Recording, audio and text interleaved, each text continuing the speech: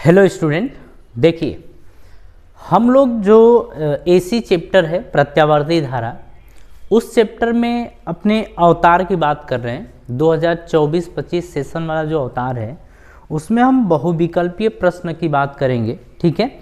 इसके बाद हम इनके न्यूमेरिकल्स कर लेंगे, आंकिक प्रश्न करेंगे। लेकिन चलिए देखिए, बोर्ड स्क्रीन पे क्वेश्चन देखते चलिएगा। अगर आपके पास अवतार हो तो मिला लीजिएगा, ठीक है। क्वेश्चन नंबर, अगर हम फर्स्ट की बात करते हैं तो जरा क्वेश्चन नंबर फर्स्ट देखिए क्या दे रखा है। यदि प्रत्यावर्ती धारा परिपथ में केवल संधारित्र हो तो परिपथ में व्यय शक्ति होगी। देखिए, पहली बात है कि इस चैप्टर को पढ़ने के लिए आपकी जो थियरी है वो सही होनी चाहिए, फॉर्मूले आपको पूरे याद होने चाहिए, तब जाके ये चैप्टर के आप क्वेश्चन कर पाएंगे, ठीक है। इस चैप्टर क्या, हर चैप्टर में आपको इतना करना पड़ेगा तब जाके आप कर पाएंगे। चलिए हम लोग शुरू करते हैं। यहाँ पर फर्स्ट नंबर का क्वेश्चन, जैसा कि बोर्ड स्क्रीन पे आप देख रहे हैं, बोल रहा है कि केवल संधारित्र को सी से दिखाते हैं, केवल ये हो तो आप बताइए पावर क्या होगा। चलिए जरा यहाँ पर हम लोग बात कर लेते हैं पावर की। तो अगर पावर का फॉर्मूला देखा जाए तो हम बोलते हैं P average is equal to V R M S I R M S into cos phi होता है, ठीक है। अगर बात करें कॉस फाई की तो कॉस फाई होता है आपका आर अपॉन जेड, ये होता है। जेड के वैल्यू की बात करें तो ये होता है रूट में आर का स्क्वायर प्लस में यहाँ पर एक्स एल ऐसे दिखाते हैं माइनस एक्स सी या एक्स सी माइनस एक्स एल, दोनों में से कुछ भी हो सकता है, का स्क्वायर ये होता है आपका।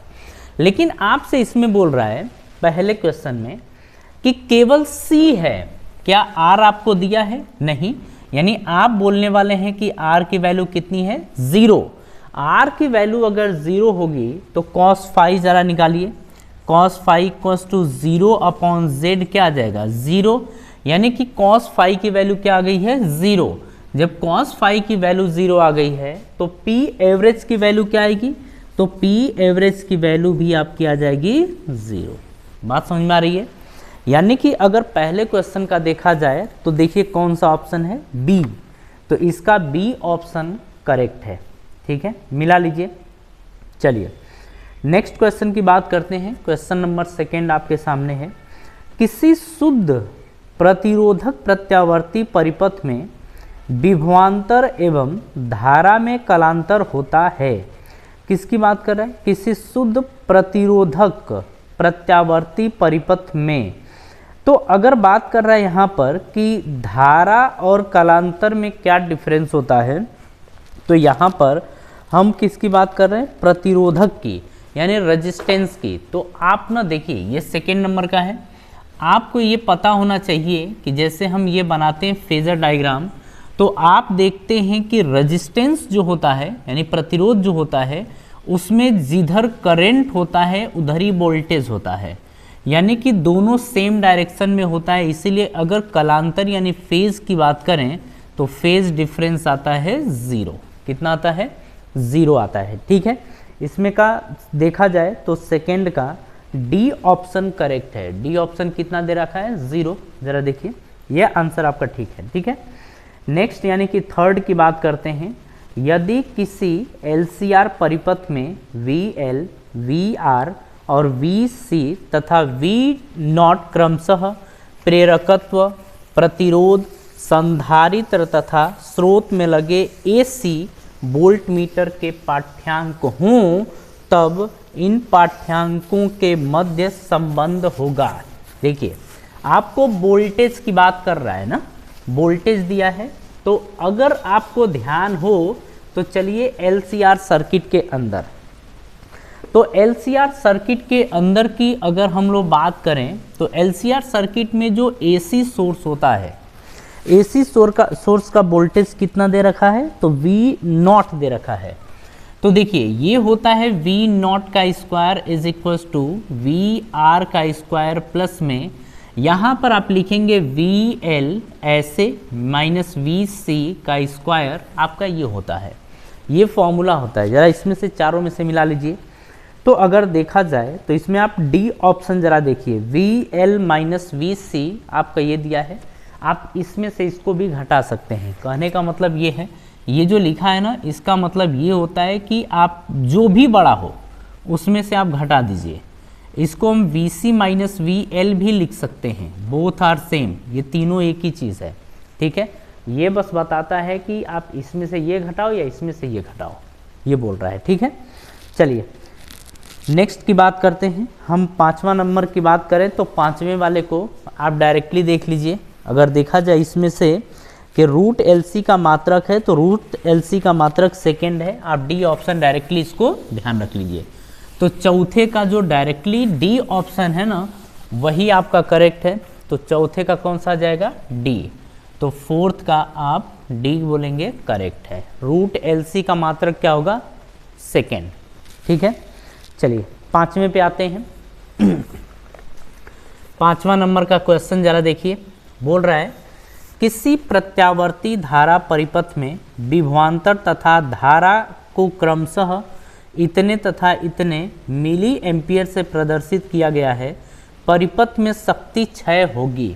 आपसे पावर फैक्टर क्या बोलते हैं इसको, मतलब शक्ति क्षय यानी कि पावर कंज्यूम कितना होगा, पावर डीके कितना होगा, उसकी बात कर रहा है। आगे देखिए दिया है 5वें वाले में कि V equals to 100 sine 100 T आपको ये दे रखा है बोल्ड। I की बात कर रहा है हमसे 100 साइन, यहाँ पर बोल रहा है कि 100 T plus pi by 3 ampere, आपसे ये बोल रहा है, ठीक है। बोल रहा है कि मिली एम्पियर से प्रदर्शित किया गया है, जो करंट है उसको मिली एम्पियर में रखा गया है। हमसे पावर बोल रहा है कि शक्ति क्षय बताइए। देखिए अब यहाँ पर अगर देखा जाए शक्ति क्षय का फॉर्मूला, तो देखिए P average is equals to आपका होता है V RMS I RMS और आप बोलेंगे cos फाई, ठीक है, आप ये बोलेंगे। बात ध्यान से समझिएगा। अगर V RMS की बात करें तो ये दिया क्या है, V नॉट है। आप इसी को लिख सकते हैं, देखिए ये आपका V नॉट है और इसको बोलेंगे I नॉट, ठीक है, आप ये बोलने वाले हैं। लेकिन अगर V को देखा जाए तो V नॉट आपका 100 वोल्ट है, लेकिन अगर I नॉट को देखा जाए तो ये 100 मिली एम्पियर है। तो मिली एम्पियर को एम्पियर में बदलने के लिए -3 से 10 की पावर -3 से गुणा करेंगे, ये आपका आ जाएगा 10 की पावर -1 एम्पियर। ये आपका करंट है, तो पीक वैल्यू ये आपकी दे रखी है, ठीक है। अब देखा जाए अगर यहाँ पर V RMS को आप लिख सकते हैं V नॉट बाई रूट 2, आप ये लिख सकते हैं। I RMS को आप लिख सकते हैं I नॉट बाई रूट 2 और यहाँ पर आपने लिखा cos फाई।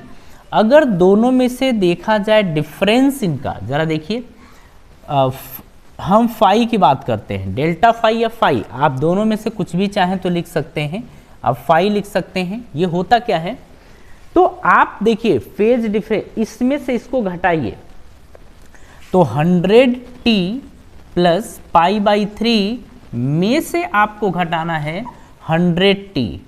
तो आप देखिए 100t से 100t गया, बचा कितना, पाई बाई 3, यानी फाई की वैल्यू कितनी है, पाई बाई 3। तो आप रखेंगे cos पाई बाई 3 और cos पाई बाई 3 की वैल्यू कितनी होती है, 1/2 ये होती है। जरा देखिए V नॉट की वैल्यू कितनी दे रखी है यहाँ से 100, तो 100 by root 2 into I naught की वैल्यू 10 की पावर -1 है, तो इसको 1/10 लिख सकते हैं। तो I नॉट को रखिए 1/10 इंटू रूट 2 को नीचे ही रख दीजिए ये इंटू, और ये कितना आएगा, यहाँ cos फाई, फाई की जगह आप कितना पुट करने वाले हैं, पाई बाई 3, और cos पाई बाई 3 की वैल्यू होती है 1/2 ये होती है। अब देखिए 2 ये हो गया, इससे काटा जाए ये गया ना। अब देखिए क्या यहाँ पर बनेगा 10, ये तो 2 हो गया ना दोनों मिला के, तो 10/4, तो 10/4, तो 2 दूनी 4, तो 2 पचे 10, ये आएगा 2.5 वाट, इतना आएगा। बात समझ में आ रही है।